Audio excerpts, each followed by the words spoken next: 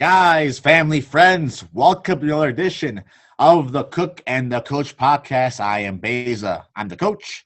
I'm Kenny. I'm the cook. Welcome. Thank you for listening, everybody. Happy Thanksgiving. Happy Thanksgiving. This is our first Thanksgiving episode, Ken. I just realized that. It is. You're Just right. realized that. You're right. Kind of exciting. It is exciting. That's very true. This is our first time going through all the holidays, I suppose. So it's nice. It's special. If you're a local of the Twin Cities like me and Ken, you know that we are in another lockdown situation that the governor has issued.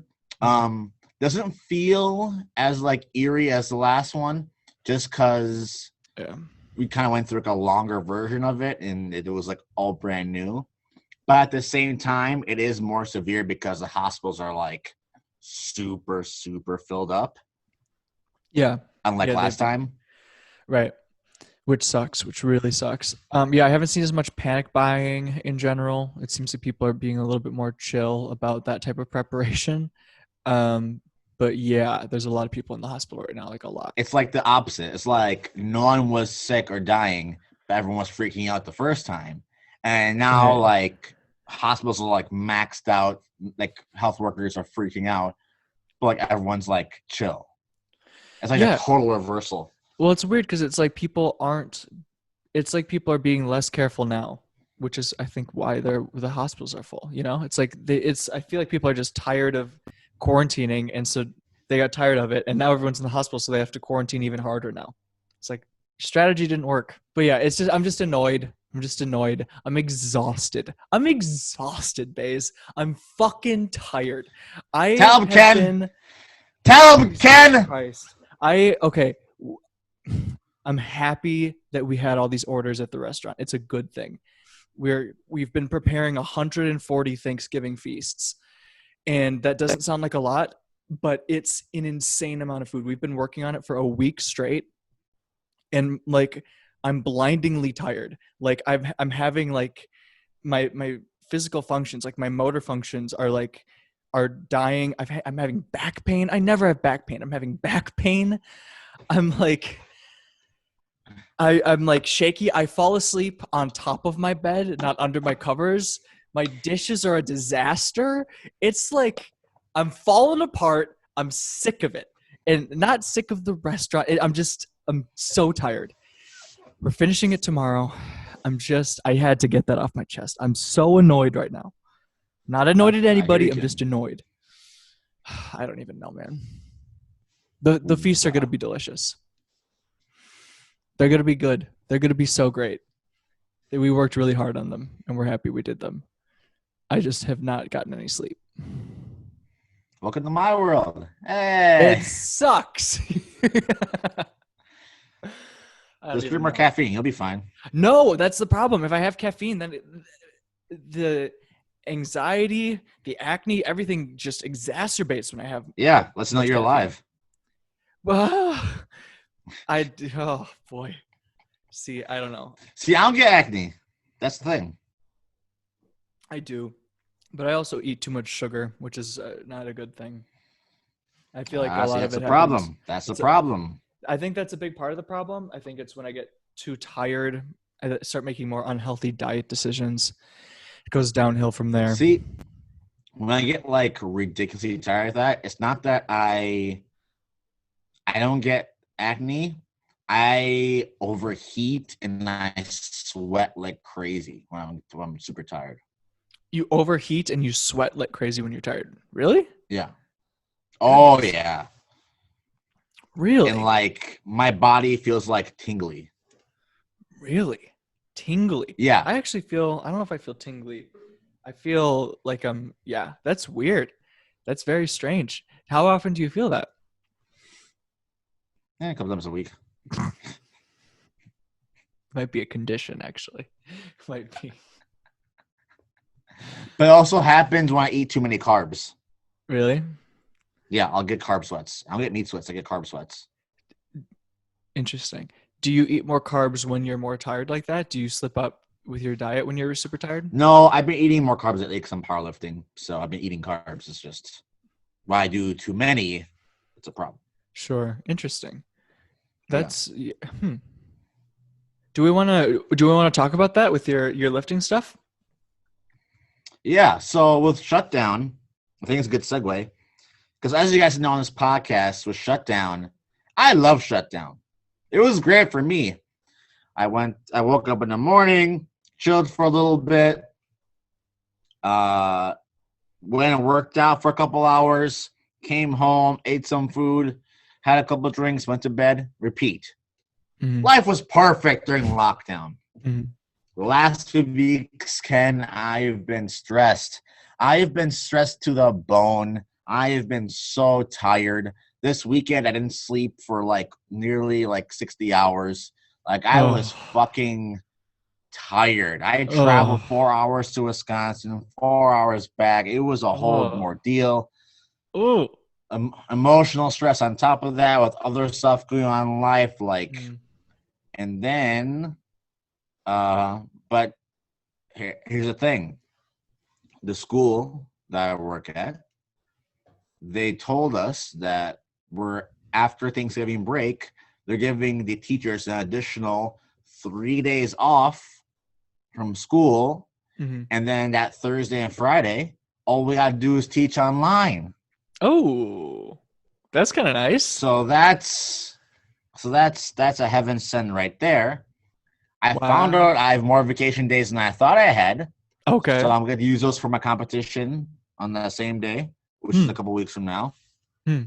And then with Walls and the shutdown, it shuts down everything around me that I was supposed to do work-wise, but now I can't do work-wise. Mm-hmm. I'm still getting paid from that stuff, so I now have more time to just be at home and be chill. You're still getting paid, but you don't have to go into work. That's awesome, dude. So I A got more well-deserved respite. time. And right before my competition, too, when I need the most sleep, when I need the most recovery, the Mm-hmm. most downtime, right Mm-hmm. before a competition, this is the perfect time for it. This second shutdown, could have come at a better time for me, just like the first one. I'm happy. I'm good with this. This is great. I was happy. I was really happy when I was getting a lot of money in unemployment. And now I'm not happy anymore. They're not paying me to not have a social life or do a bunch of adventure shit.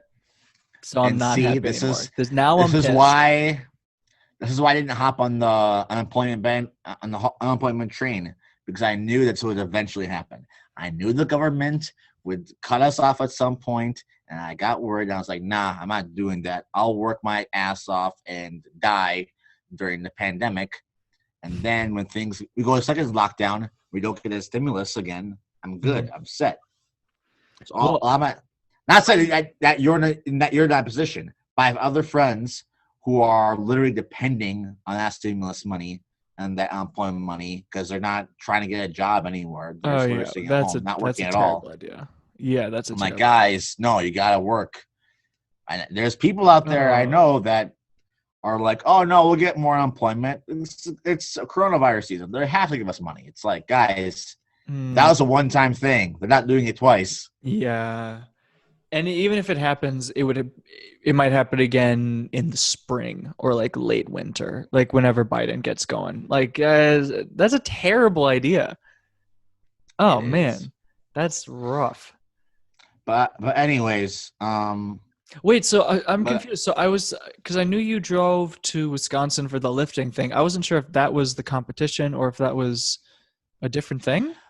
so here's the deal. So there's a gym, Limitless Gym, Appleton, Wisconsin. Shout out to them. So they hosted a meet this past weekend, and Mm-hmm. they're hosting another meet, which is when I'm competing in December. Mm-hmm. So they're hosting two different meets. Mm-hmm. And since I've never been to a powerlifting before, and since I've never seen the gym, I thought, oh, why don't I just go to that meet, see how they run things, see how everything operates, see how Mm-hmm. everything functions. So I have Yeah. a feel for it. So on meet day, I'm not walking blind and nervous, not knowing what's going on. When I go back, I know what's happening. I know everything works. I know what to expect. So that Mm. was my thinking, right? Interesting. And also my guy Kopka, shout out to Cop. He's training a girl, Megan, shout out to Megan.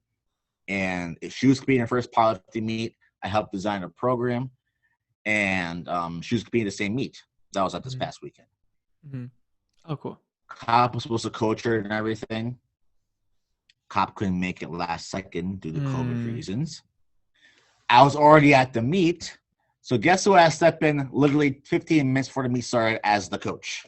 The coach. The coach. The coach himself. So I stepped in. I never even been to a powerlifting meet, nevertheless coached one. Yeah. Like I have, for not being in the powerlifting world, I have a general enough knowledge to know what to do. But I was kind of like just making decisions on the fly and stuff like that. Whoa. Not that I didn't know what I was doing, but I also had absolutely zero experience. So I was just kind of like, I don't know, do this. This seems like a good idea to do right now.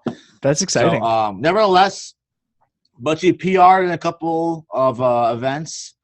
She had a blast. She was super excited that I was there to help her out and give her some pointers. Good for her. So, what's her name? Megan Knop. Yeah, Megan Knop. Yeah, I posted her on my story over the weekend. But awesome. yeah. So now since I got into that experience, now I'm ready. Also shout out to Amanda Lawrence, Minnesota native. Unofficially broke 2 world records at that same meet.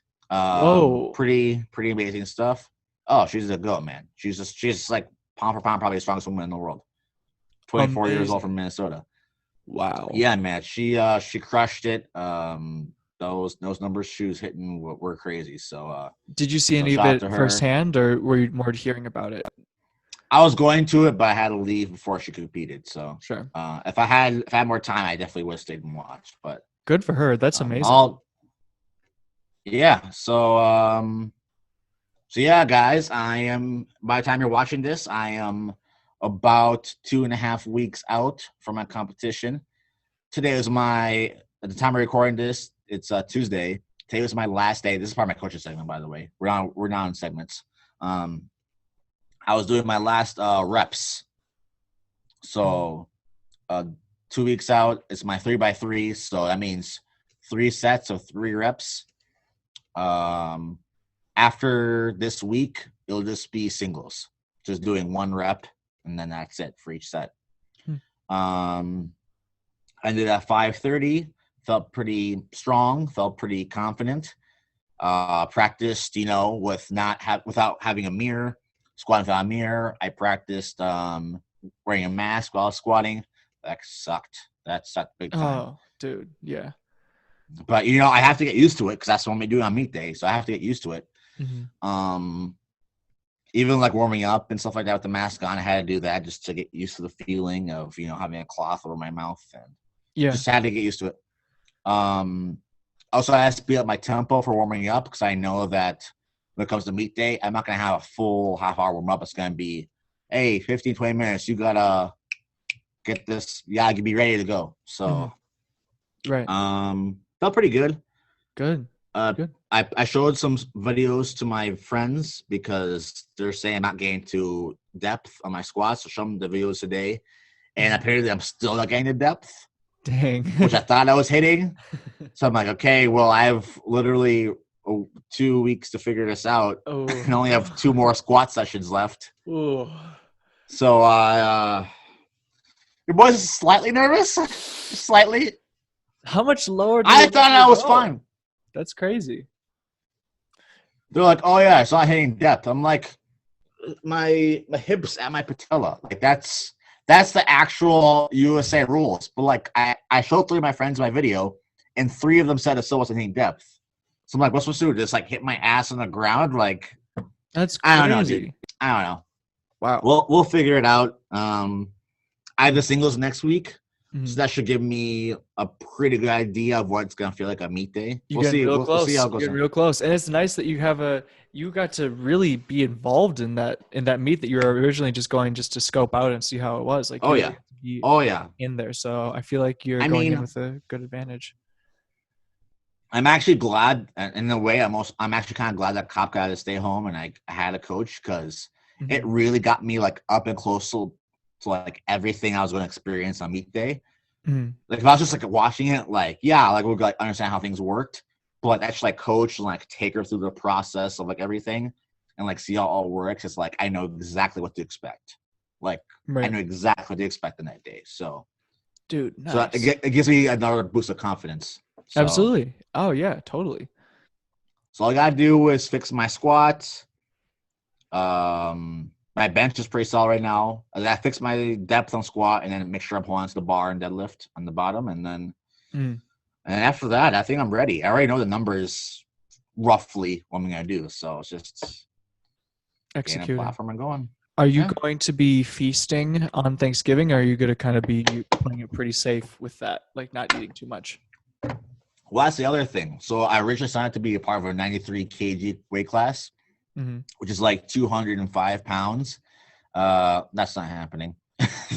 I think if it was like another 2 months or 3 months out, yeah, doable. Mm-hmm. But at this point, it's not worth to cut that much weight to sacrifice and then also sacrifice a little bit of strength. It's just not worth it. Especially be my first meet ever. Like, who cares what weight class I'm in? Right. So my tentative plan Mm-hmm. is to lift heavy, do my meet this year, and then maybe try max out again before New Year's. And Okay. then January through February, just cut down weight to get to that 210, 205 range. So Mm-hmm. drop like 10-ish pounds. Right. And then just like stay there through training until my next meet, which will be probably spring, summer next year. Mm. So that's a tentative plan I have mapped out. So exciting. I can't wait to hear more about it. It's going to be awesome. And there'll be a live stream. So there will be a live great. stream. I will give you guys on the podcast the details. I'll put on my Instagram too. So you guys have the details. So if you guys want to watch it, you can definitely watch it. So Fantastic. So it'll be on your Instagram story, then also probably whatever the events page, like will it be streaming multiple places, you think? yeah. So there'll be the meet will do a live stream on Twitch. Okay. And then my sister will be there, so she'll probably either do like Instagram stories or like updating, or she'll just do like Instagram live. Sure. And I have a buddy who might potentially come down and actually do some like videography work on it. So Oh, nice. That'd be sweet yeah, to get good shots of that. That'd be huge. exactly. So yeah, we'll see what happens. So for the cooking segment for this week, so Thanksgiving, this episode is probably going to come out Thanksgiving morning, most likely. So by the time you're hearing this, you probably should already have a lot of the preparation for your Thanksgiving dinner done, especially if you're having like a larger family gathering or whatever. So if you don't and you're listening to this for advice, you're kind of screwed. But here's just like a few pointers just to help you through the situation in general. And these are really basic, but they're really good things to check in and remind yourself just as you're going through. And these are things that I do like with my team, like at the restaurant, like a lot. If you have a Thanksgiving dinner that you're going to make, you should have a list of everything that you're going to be making. Like literally each dish, like, oh, we're doing turkey. We're doing a roasted ham. Or smoked ham. We're doing mashed potatoes. We're doing these different sides. You shouldn't just have it in your brain. You should actually have it written down, especially if it's a big feast like this. So you should have it written down. You should have the portioning of how much you want to have done, all of that stuff written down. So you just have it there, so you don't have to carry that in your mind. And if other people are going to be collaborating with you, you're all on the same page and you know exactly what you're doing. Like I said earlier, like we we're just wrapping up cooking 140 feasts for Thanksgiving. Like it's insane. Like we have like the bar and restaurant that we've been doing the residency at. Like we took all of their tables inside the space and just lined them up next to each other and just have like tinfoil trays and like quartz and all these different things that we're just filling and filling and filling, boxing up, bringing downstairs, roll them all down again, like just spreading out as much as you can. It's nuts. So obviously you're not going to be cooking for that many people, but the same types of methods are really helpful. So make sure that you have a list. Super important. Once you get started, basic safety thing that I think I maybe have mentioned before on the podcast, but it's definitely worth repeating. If you're doing any more knife work, again, most of your prep work should probably already be done, but if you're doing knife work, it's probably going to be in bulk, and a lot of home cooks aren't super comfortable with a lot of knife work. So I would recommend, especially if you're using a larger cutting board, really any cutting board, take a kitchen towel and get it damp, like under the kitchen faucet, wring it out so it's not sopping wet, then, pull it out, stretch it so it's flat, lay it on the countertop, and then put your cutting board on top of that. And that's going to help you stabilize your cutting board. So especially when you're working with a lot of bulk things, it's going to help you not shake things around. It'll keep things a little more safe for you. So that's huge if you have to do that. Back to the list. If you are cooking things, say you have limited stovetop space or limited oven space, like everybody does, but some people have smaller spaces that they're working with. Consider basically like par cooking, or like cooking something most of the way and then pulling it out and then using that broiling method that we talked about a few weeks ago, maybe a month ago at this point. This is another thing that we've used a lot at the restaurant. Like, I think a couple weeks ago I mentioned that I was like preparing a Kamayan feast with the team, and a lot of that was like, we only have this one oven in the space that we were using, and it's not that huge. And so one of my tasks was making sure that everything was getting timed out perfectly, so we could hit whatever time everything had packed up and out the door.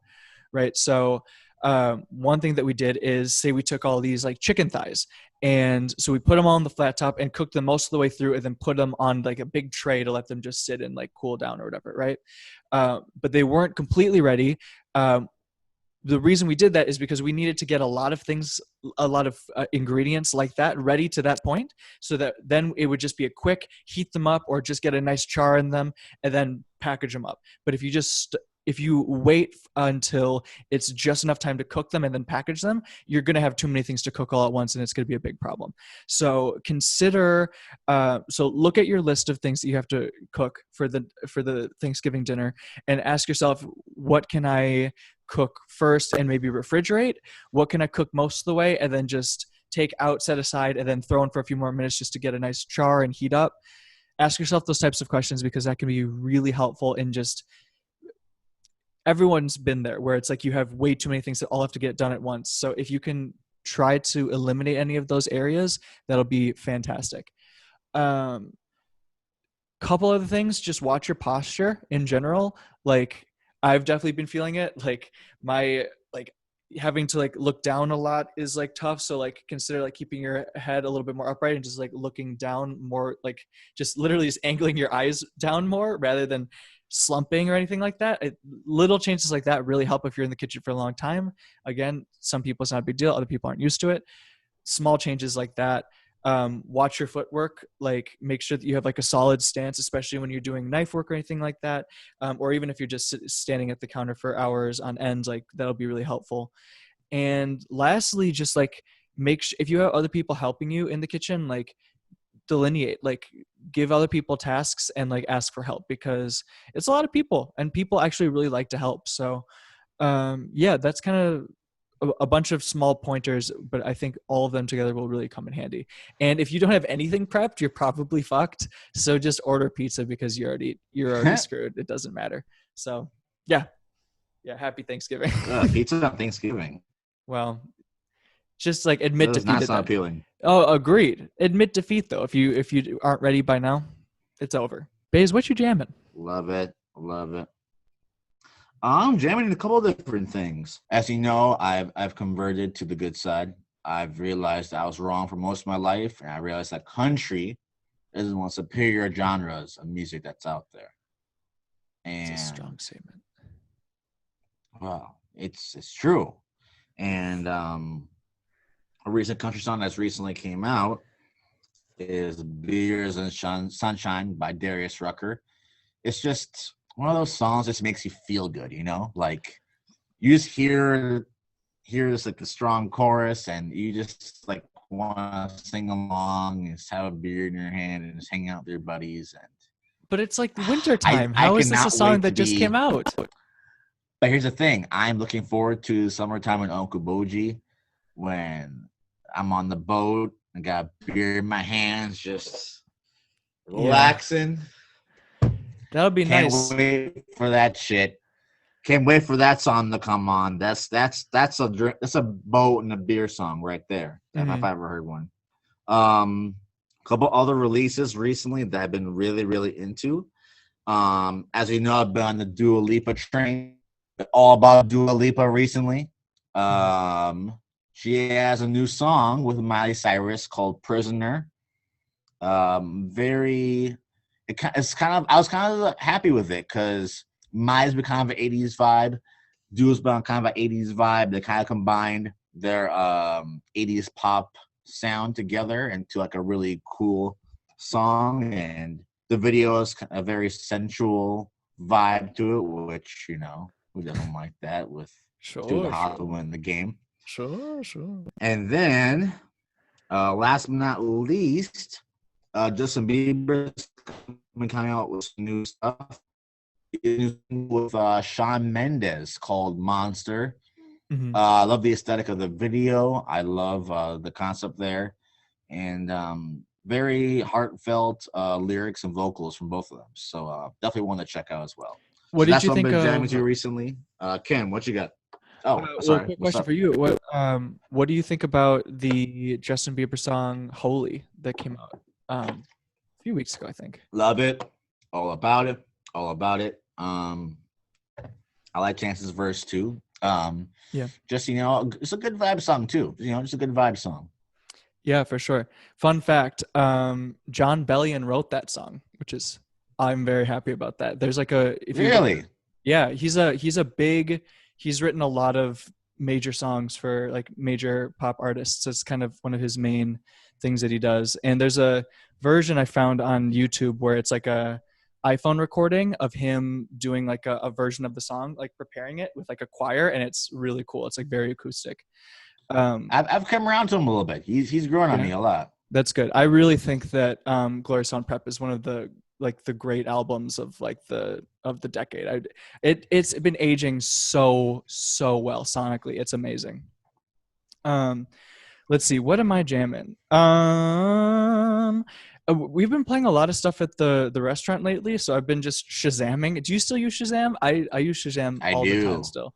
I use it all the time. All the time. We listened to some of the soundtrack to Fantastic Mr. Fox, which is a movie I hadn't seen the movie, but it's really great music. We actually ended up also listening to an audio book of Fantastic Mr. Fox. I was like, I love this music. And she's like, well, one of the cooks was like, well, have you like seen the movie or like read the book? I'm like, no. She's like, oh, guys, can I play the audiobook? And we're like, okay. And it was like this British guy, the writer. That's a random thing to do, but I love it. For sure. It's like a 40-minute. It's like it was really good. Actually, really liked it. So we've been playing some of that. There's remember that Wes Anderson movie that we started watching up at the cabin this year with Bill Murray and Owen Wilson. So bad. So it turns out so bad. Today, one of the cooks was playing the soundtrack from that movie, and there was a lot of good stuff on there too. It was really nice. I don't believe it. Oh, I'm telling you, there was like a song, "Life on Mars." Well, there's this guy. I'll probably butcher his name. The movie was called The Life Aquatic, and then there's like an acoustic version of a lot of the songs from that movie, done by this guy. I'm just gonna spell it out. So it's SEU space JORGE. So it's Jorge, I believe, but I don't know how to say the first name. Anyway, they're very peaceful and calm, and really like those. Kick Push by Lupe Fiasco just continues to show up in my like TikTok and Instagram feed, and I really like the song's had like an awakening for me. It's just great. Just keeps coming back around. Yeah. And one other one, another artist that's been being played a lot around the kitchen is Kimbra. I don't know. Have you ever heard of Kimbra? I have. There's this really cool video of her at South by Southwest that my aunt's a DJ, and she showed me this. She put me onto Kimbra, and she was like, "Oh, look at this video." It was actually on Thanksgiving, speaking of which, and it was Kimbra at South by Southwest with okay, so she had a TC Helicon Voice Live Touch 2, which is like a vocal processor and a looper. So she had one of those, and then she also had an iPad, which I forget the name of the app, but she had those two, and I think the app had like a basic synthesizer situation on there. And anyways, it was crazy. She did like, I think it was like a beatboxing thing and a lot of cool rhythmic stuff and these crazy layers. Speaking of which, just total tangent, I ordered a TC Helicon Voice Live Touch 2 from Guitar Center in Of course you like did. March of this year. And guess where it is? It's China. not here. It's somewhere. I don't know where it is because of the fucking virus. The supply chain at Guitar Center is a nightmare. It's a nightmare. Literally, like You're awake now. like 3 or 4 times a month, I get a large purchase tries to go through on my account. And it's like from Guitar Center. It's the same price every time. And it's like, it's that TC Helicon Voice Live Touch 2 bundle with the microphone. And it was on a good deal. And every time, like so many times a month, they try to charge for it, but it's not even there. It's just an automatic charge. And so like every week they just remind me, hey, we don't have it yet. Hey, we don't have it yet. It's driving me crazy. It's like, and then every time I go in, I picked up the audio interface for you. I every time I go in, I got a fucking cable recently. I'll order something online because of course they don't have anything in the store because the world's ending. And I go in and I'm like, hey, just check in on the order. I ordered a TC Helicon Voice Live Touch 2 bundle. Do you happen to have it yet? And they look and it's like, well, when did you order it? And I'm like, a long time ago. And then they're like, oh, now I found it. Oh, there it is. Well, actually, it's looking like it's about another month out, bro. And then I go back up in a month and they say, oh, hey, I ordered a TC Helicon Voice Live Touch 2 bundle. Do you have it yet? And they're like, oh, well, when did you order it? And I'm like, a long time ago. And then they just keep checking and it's like, oh, it's 2 months out now, bro. It's really looking kind of crazy. I'm like, I know. The world's ending. It's no big deal. It's a big deal. I'm so annoyed. Ken, I like this side of you. I'm not going to lie. Thank you for letting me rant because it's been driving me crazy.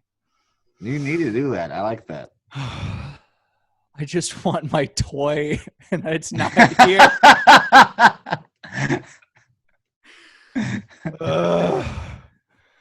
I don't even know, dude. Speaking of rants, I just went on a rant today on my Instagram story about the Weeknd. You did? He Let's got hear it. snubbed. He got snubbed? No nominations? What's up? So the Weeknd had arguably, well, not even arguably, he had the most commercially successful album of 2020, right? Mm-hmm. He had one of the biggest singles, not of just this year, one of the biggest singles of the past few years.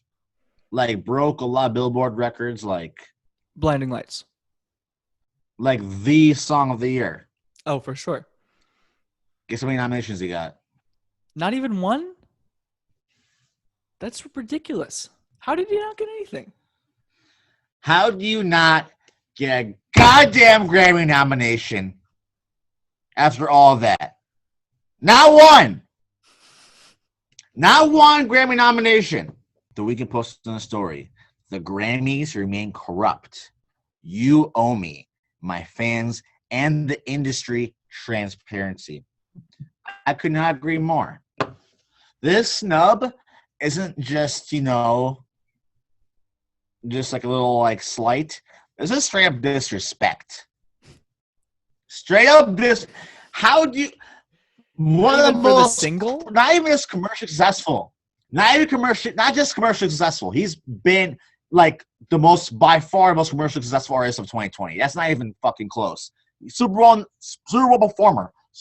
performer this year at Super Bowl halftime show.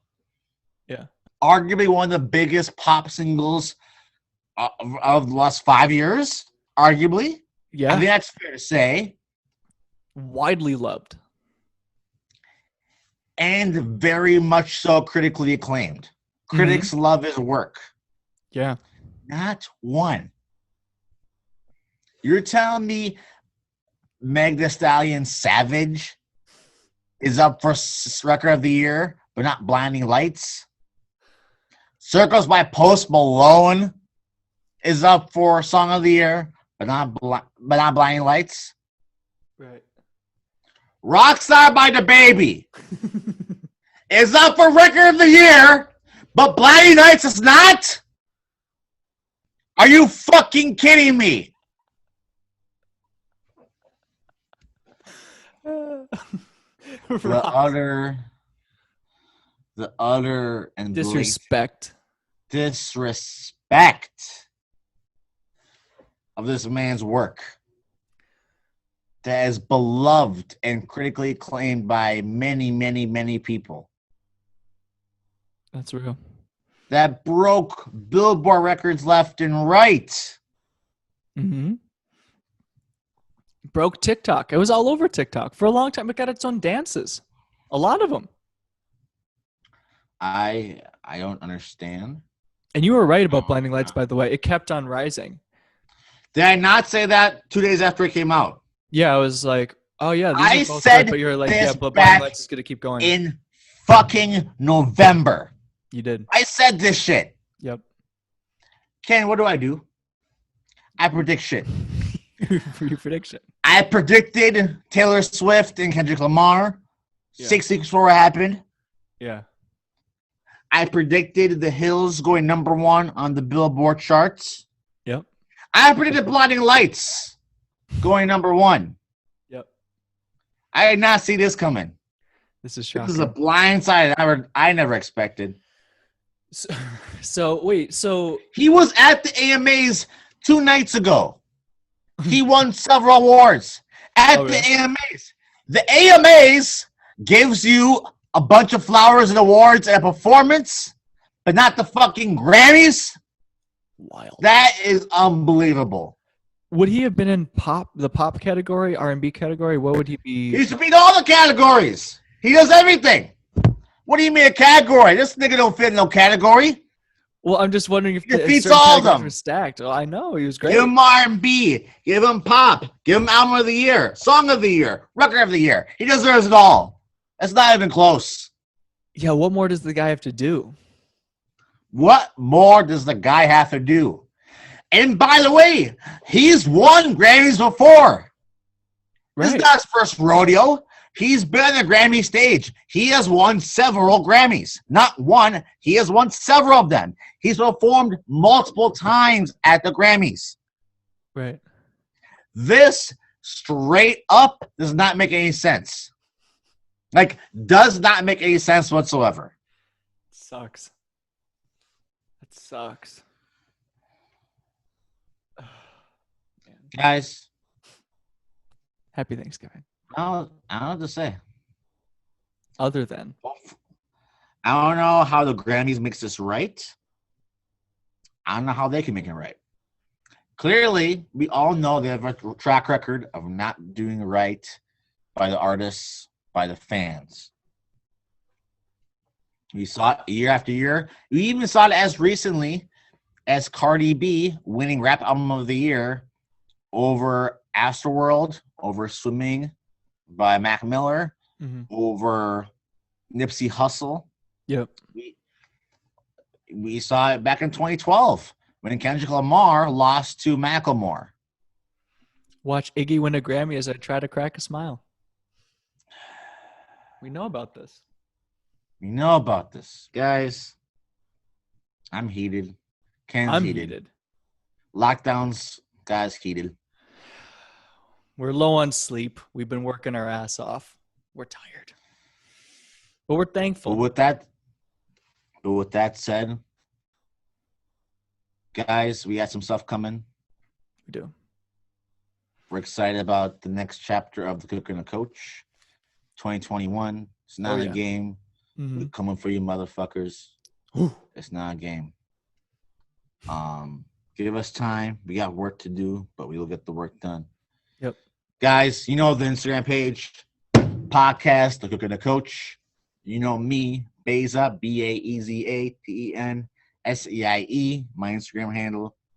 You know Ken, Haymarket Catering, all that good shit. What bucket list? What else you got, Ken? At KPMartin2 on Instagram, and in my bio, I have links to my food and my music and all that. So check all that out. And subscribe to our stuff. And let us know what you like. Like, comment, share, subscribe. We love you guys. That was another edition of the Cook and the Coach podcast. We love you. We will see you next time. Peace.